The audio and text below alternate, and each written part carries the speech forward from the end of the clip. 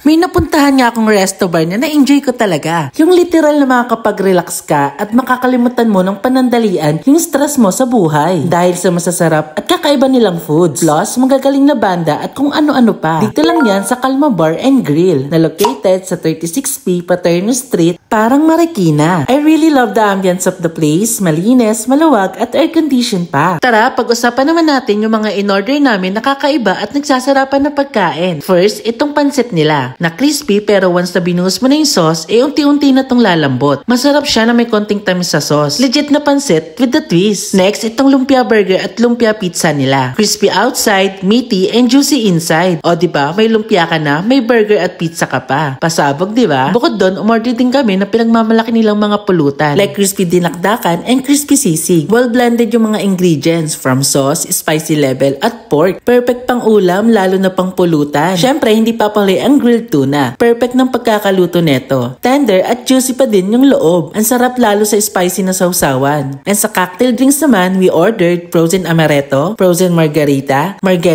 amaretto, Rasta Shot, at AMF. Pero ang pinakanagustuhan ko nga is tong frozen margarita and margarita nila. I think because of the salt, ang sarap ng combination, promise. Pang sweet girl yung atake niya ganun.